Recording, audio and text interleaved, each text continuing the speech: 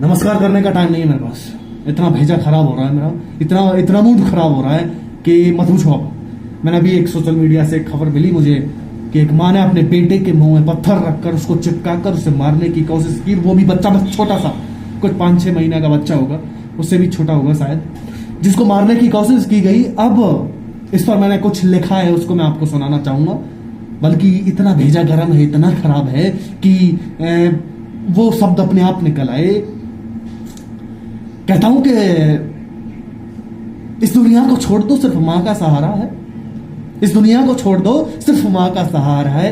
अगर वही मां अपनी औलाद के मुंह में पत्थर रखकर उसको चिपका कर उसको मारना चाहती है तो ये समझ लो कि तुम्हारा अंत नजदीक आ रहा है।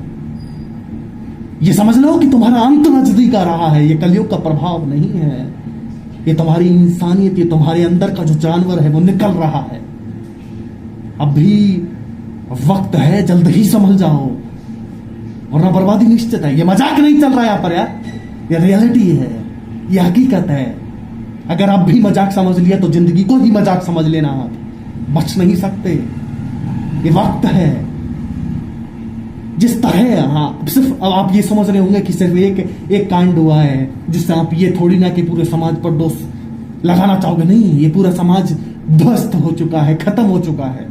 तब ही तो मैं आया हूं आपको इंसान बनाने के लिए, क्योंकि आप इंसान भी नहीं रहे हो। बड़ी समस्या है यार। अब सोच लो तुम, जो ममता की मूर्त है वो इस कदर ऐसी ऐसी ऐसी ऐसी एक घटना प्रदर्शित कर सकती है, ऐसा कुछ कर सकती है, तो समझ लो अब आपका अंत कितनी दूर है। बिल्कुल आपके पास आकर तांडव कर रहा है। और कितने प्रैक्टिकल एग्जाम्पल लेना चाहोगे यार आप? कितने एग्जाम्पल लेना होगे कि तुम्हारा अंत नजदीक आ रहा है? तुम बच नहीं सकते, तुम बच नहीं सकते। फिर भी बदतमीजी, फिर भी बेशर्मी की तरफ बढ़ रहे हो तुम, बच नहीं सकते। प्रैक्टिकल उदाहरण कितना चाहते हो? क्या बर्बाद होके ही सुधरना चाहते हो? नहीं, वक्त बहुत कम है, अभी नहीं सुधरा गया तो कुछ नहीं हो सकता। सर हमें यह बताइए हम बचे कैसे हैं? तो वो सुनो, it's very important for this life. जिस चीज की सबसे ज्यादा कमी है ना तुम्हारे अंदर, वो है बेटा एक शब्द है मर्यादा।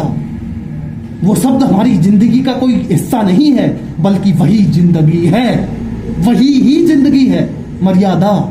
अगर उसमें रहोगे तो जिंदगी में रहोगे, वरना जीते जी मर जाओगे। ये क्लियर है। ये पिछली वीडियो में भी बताया था मैंने आपको कि मर्यादा में रहोगे तो जीवित रहोगे, वरना मर जाओगे। ये रियलिटी है, ये हकीकत है। इससे विमुक्त हो जाओगे, इससे दूर हो जाओगे, उसी दिन खत्म हो जाओगे।